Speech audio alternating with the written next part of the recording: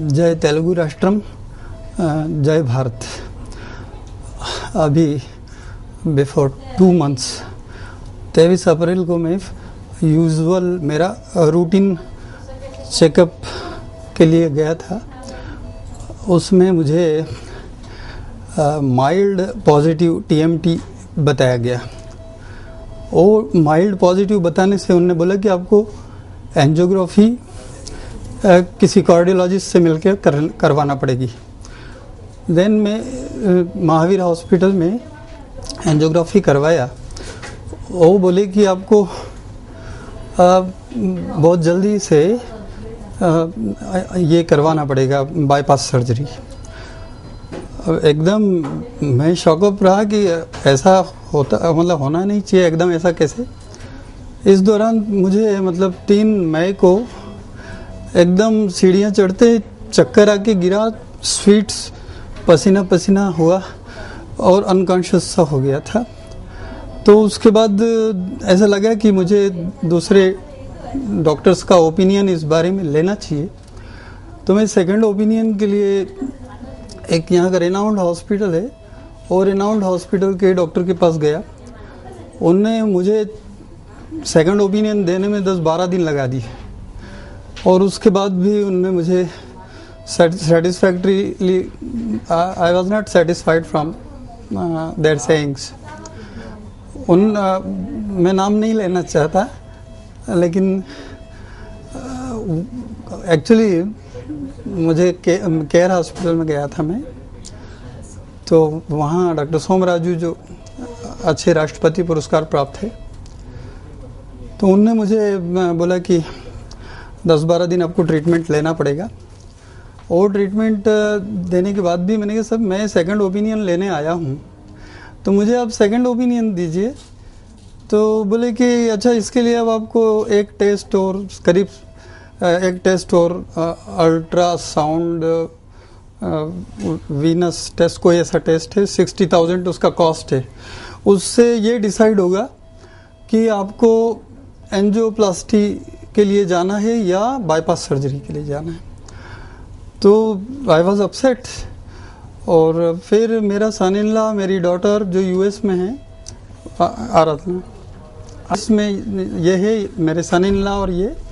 तो इनने फिर नेट पे सर्फिंग किया, और एक मिस्टर प्रहलाद है उनके कलीग जो US में हैं, उनने डॉक्टर गोखले का नाम सजेस्ट किया कि आप हैदराबाद में हैं तो डॉक्टर गोखले से आप मिलिए।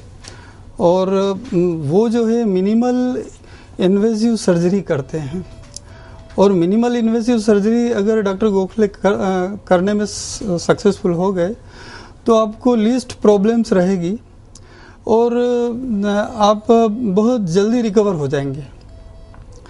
तो फिर हम लोग मिनिमल इन्वेसिव सर्जरी के बारे में डॉक्टर ने नेट पे और भी बहुत इन्फॉर्मेशन पता किया, और उसके बाद हम डॉक्टर गोखले से मिले। डॉक्टर गोखले से मिलने के बाद मुझे ये लगा कि मैं जो पिछले 3 डॉक्टर्स ने जो मुझे जिस तरीके से एक आई वॉज अंडर टेरर, लेकिन डॉक्टर गोखले से मिलने के बाद मुझे ऐसा लगा कि नहीं, मैं सही जगह आया हूँ, सही डॉक्टर के पास आया हूँ। और वो बिल्कुल मेरे दिल को ऐसा लगा कि नहीं, मुझे ये डॉक्टर से ही मुझे ये सर्जरी करवाना चाहिए। उसके बाद फिर डॉक्टर गोखले ने हमें टाइम दिया, कुछ टेस्ट हुए, और उसमें हमें डॉक्टर गोखले ने भी हमें यही कन्विंस किया, बताया कि इसमें थोड़ा अमाउंट एक्सपेंसेस जो हैं वो ज़्यादा होते हैं, करीब 20 to 25% एक्सपेंसेस ज़्यादा होते हैं, लेकिन इसके रिजल्ट्स काफ़ी अच्छे होते हैं। उसमें मिनिमल इन्वेसिव, उसमें जितना कम से कम चीरा लगाना ज़रूरी होता है उतना ही चीरा लगाते हैं, और उसमें पेशेंट को बाद में रिकवर होने में कोई प्रॉब्लम नहीं होता है, बहुत जल्दी रिकवर होता है। क्योंकि जो ट्रेडिशनल जो CABG है, वो ट्रेडिशनल CABG में यहाँ से भी उसको चीरा लगाएंगे, इधर चीरा लगाएंगे, इधर चीरा लगाएंगे, तो रिकवर होने में ज़्यादा टाइम लगता है। फिर पाँव में से वेन निकालेंगे, फिर पाँव में से वेन निकालेंगे तो उसमें भी हिलअप होने में टाइम लगेगा, लगता है। लेकिन मिनिमल इन्वेसिव सर्जरी में अगर इन केस ऑफ नीड ज़रूरत हुआ तो ही पाँव से वेन निकाल दें, नहीं तो उसका कोई अल्टरनेटिव ऐसा वो अंदर ही ढूंढ के और वहीं से वेन निकाल के और लगा देते हैं। तो इस तरीके से उनने जब हमें कन्विंस किया तो हमें ये बिल्कुल पक्का विश्वास हो गया कि ये वास्तव में ठीक है, थोड़ा सा उससे ज़्यादा एक्सपेंसिव है, 20% ज़्यादा एक्सपेंसिव है, लेकिन अपने को ये ज़रूर कर लेना चाहिए। और फिर मैं, डॉटर और हमारा सिस्टर इन लॉ मिसेस, हम आपस में तय किया कि नहीं, अपन मिनिमल इन्वेसिव सर्जरी ही करवाएं। वो करवा लेने के, वो जब ऑपरेशन से जब मैं बाहर, जब कॉन्शियसनेस मुझे आया, उस समय भी मैं ऑपरेशन थिएटर की उस दुनिया में भी मैं देखा, लाइफ का पहला एक्सपीरियंस था। इसके पहले मैं कभी ऑपरेशन किसी भी टाइप का हुआ नहीं था, लेकिन मैंने ये देखा कि जो दूसरे लोग थे जिनको CABG हुआ था, उनसे मुझे ICU से भी पहले, उन लोगों के कंपेरेबली पहले मुझे इधर शिफ्ट किया होने का चांस इसलिए मिला क्योंकि मैं जल्दी रिकवर कर रहा था। तो जल्दी रिकवर कर रहा था। ऑपरेशन होके कितने दिन हो गए? मेरा ऑपरेशन 19 को हुआ था, सैटरडे के दिन, और 21 को मैं इधर शिफ्ट हो गया था। आपके नाम, पूरा नाम? मेरा नाम है अरुण आचार्य, मैं डिप्टी मैनेजर हूँ स्टेट बैंक ऑफ इंदौर में, एबिट्स ब्रांच हैदराबाद। और अभी मैं बिल्कुल मुझे ऐसा लग रहा है कि अभी मुझे कोई प्रॉब्लम नहीं है। और यहाँ जैसे ये थोड़ा सा सूचर्स है, तो जब खांसी आती है तो थोड़ा सा दर्द, ऐसा पेन, थोड़ा सा खांसी आने के टाइम पे लगता है, और अदरवाइज मुझे कोई प्रॉब्लम नहीं।